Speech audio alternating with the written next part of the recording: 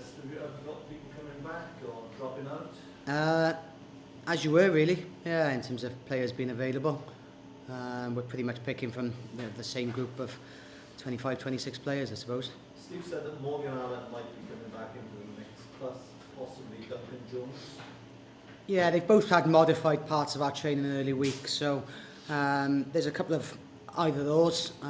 Whether they be in contention to start, that might be a big push, but we're just going to go through, train tomorrow as well. It's a different training week. We're doing 3 days in a row, because obviously the Christmas Day Thursday, so it just changes our routines a little bit, but it does give us a bit of a license to actually wait a little bit around a couple of players. Is Ashley Beck okay? You know, he didn't take part in training.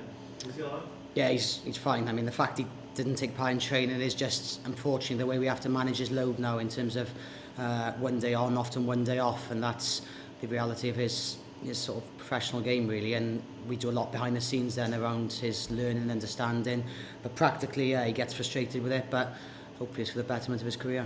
And Justin, he's okay as well? Yeah, likewise, yeah, a bit of precaution. He didn't take part either, did he? No, it's another one there that just managing a little bit. He did have a little bang on his hip, but he should be fine. Just having Justin signed 3 years, how big a boost is that for you at this part of the season? Yeah, really pleasing. He's obviously been a pivotal figure for us in terms of the group developing and becoming a player who's come through the system, but actually now one of our leaders on and off the field. He's grown into that role, but playing alongside probably 3 or 4 world-class other players, and he's certainly in that bracket. It was vital, I think, that we kept him as a statement of intent that we want to keep moving forward, and also clearly on the rugby side of things, he ticks so many of our boxes, and is actually, we're trying to add to his game and our game all the time, and there's little things that we keep looking at, and we're having some success by doing so at the moment. The fact he signed a contract with you rather than a dual contract, how much difference does that make to a region, do you think? Not a lot, you'd hope, as the whole thing sort of pans out, I guess, because you want it just to be watertight, that you get the same level of communication around training and playing for all the national players, especially around the next sort of 12-month commitments. But I suppose it does show that he had some lucrative offers, but he just wants to be in his home region and invest in what we're doing as well. Do you have a bit more control though, just because I just think they're talking like 16 games, you've got more control about how many matches you can actually play for you within this sort of agreement? Yeah, I suppose there's direct control as such, but I think part of the discussions on these contracts are around individual needs, and I think 16's been thrown out there, but certain players I think would probably look to discuss and negotiate them differently. Griff, where are the Scarlets threats? They've, I think, added a power base to their game over the last 12-18 months. You look around their set piece, their driving game, their scrum has significantly improved, so we know that's an area that in all likelihood they would target, and we've got to be smart in how we deal with that, and obviously effective around the nuances of the game there. But I think you also saw there's clearly dangerous players there for them, and I thought even though they were wasteful perhaps in some of their finishing, they did create a few opportunities against the Blues. You look at Scott Williams, Liam Williams will come back in the mix. Priestland, I think, is moving really well, and his pace in that team. I think they played a real smart game in the second game against Ulster, looking to sort of pressurise certain areas, but they can take chances, I think, with the firepower they've got. So we know, again, the way we slipped off in the last quarter, we've got to be at the guard with all our defence. Are you optimistic you'll meet their scrum challenge, with the likes of Samson?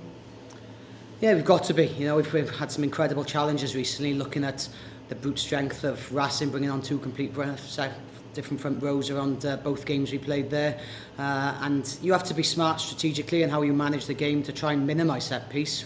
You can't go away from that, but then when we do go into those areas, we've had a reasonable sort of edge to what we've done there.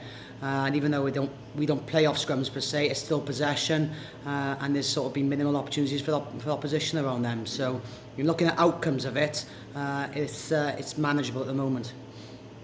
It'd be a great test, though, wouldn't it, for Mark Thomas if he's up against Samson? Yeah, it will. And it's been an incredible period for him, thrust into it, and for all the learning and work goes on behind the scenes. When you're in those moments of real duress, you see the measure of the man, and there is a character there who can come out fighting, not literally, because he's probably learned to adapt his physicality a different way now, and someone who is doing his damnedest and understanding the overall package around our rugby game. If you look at the good in our game, a lot of that is coming from forwards being on their feet, playing a game that's integrating with backs and forwards all as one, and he's certainly added to our game there, as we've seen with the other boys over the last couple of weeks. Yeah, are you going to carry on with that sort of expansive approach, or perhaps tighten up because it's a derby? I think there's an element of both to it. I think you've got to be smart in where and how you do things, but we've said for a while we want to expand our game. I think we were clear that we felt Ulster there was an opportunity to do it early on. They'd had a tough week as well. As you see, sometimes the sides go away, and it can be a tough physical turnaround. So we went at them early, that was clear, and we are coaching a game that, as I said, has got backs and forwards meshing together, understand that they're trying to attack as one team and not as separate entities. So there'll certainly be an element of that to what we do, but it's also based around how you manage the intensity and other aspects around perhaps where the set piece battle takes place and where our kicking game can also come to this ascendancy. This week, are we likely to see Dan Lydiard starting? He's certainly in the mix, yeah, and it does create a headache because you've got a world-class player there who would add on one hand to the team, but structurally we've got other fellas who've done well also, so there's a couple of little options there for us. Got a great record against Welsh regions in recent times, like the Scarlets themselves. What would you put that down to? I think emotionally we tend to get to a good level around these games, that they are intense and you've got to manage the perceived stress of the occasion, and I think we've done that. But within that, it's about, certainly early in the week, being 100% clear on what your rugby messages are, how exactly you are going to play the game, and so the hoo-ha of the games will take over at certain points, but it's just understanding where you can be ruthlessly efficient around these games. You might be losing 3-6 points half time, but actually you're playing a game that's going to hopefully get you on the scoreboard by the 80th. This week, Dan Evans is going against Liam Williams. How important has Dan Evans been to you this season? I think, again, you talk structurally around how the team is set up. He's been an important acquisition. We saw obviously things in his game that ticked the box of how we saw the 15's job description, and he's taken to that beautifully. And obviously marshalling the back end, the kicking game is obviously a huge asset we'd looked at, and how to utilise it effectively alongside Dan Bigger, Rees Webb and the midfield centre options, but also probably challenge him in terms of ball in hand, where he needs to offer himself and where he can play off the centres. And as I said, he makes a lot of metres, but we've got to challenge him to get better as well around his phase play and where he adds again to the team, and we're sort of seeing more of that grow as time goes by. Yeah, and it's a great duel at number 10, isn't it? Between Bigger and Priestland. Yeah, it is, and I think we've been fortunate for the while in Wales to have two 10s with a high skill set, and clearly guys who relish playing for their regions as well. And I think that's certainly in our case. Dan buys into everything we want. He's our true leader, and as I said, he's mesmeric in his consistency, and long may that continue. How does the likes of Lanning win? How does he keep going? Again, it's similar to players with perhaps some of the sort of injuries. You've got to almost have a little bit of prevention rather than cure in these cases. So we modify his training. He had a lighter day yesterday. He's come in, and if you look at training, he doesn't do every rep possible. We swap players in and out. So it's reducing the amount of metres in any given week to hopefully get the maximum on the weekend, and invariably he tends to do that, regardless really anyway. Taddy called him superhuman. Yeah, I've said many times in these conferences how utterly compelling he is as a man in terms of driving this group forward, but also his performances. He wants to get better every week. He's asking questions of his own performance, asks questions of us, and that rubs off on us as a coaching group, but more importantly the players around him. You have to rest Alan at some point, Griff, do you think? Because he's going to put back in autumn series as well. It's got to be a consideration. In all these players, we're trying to manage a calendar, and we're in the block after the autumn internationals of 8 real tough games around, important league games for us to cement our position in the top 4.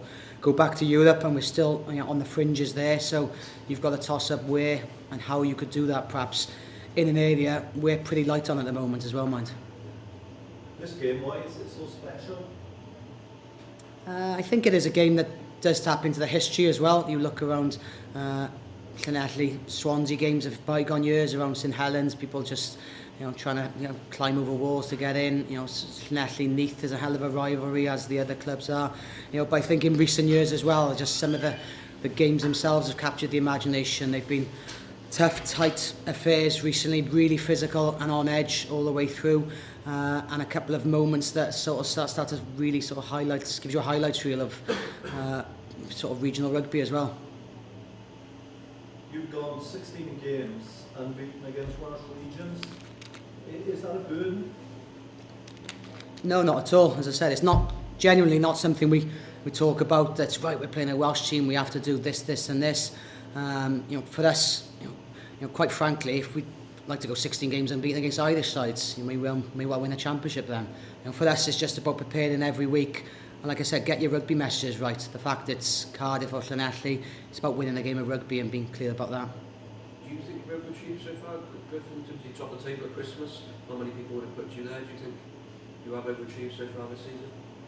Yeah, to a certain degree, with the sort of summer predictions and naturally the budgets of these side, that we've been behind sort of the pecking order, having shed players over the last couple of years. But we've said for a while, we had a reasonable amount of confidence in players coming through, and you've got to throw them in there. The back end of last year, this team beat Leinster home. It's this team that went to Glasgow, all bar one player, and we should have won a game away in Glasgow, which may have got us a playoff place. So we knew we were thereabouts, but you need a lot to go with it as well, a little bit of luck on your side, and we realise as well we're pushing on a lot of individual players on the spine of the team to keep going as well.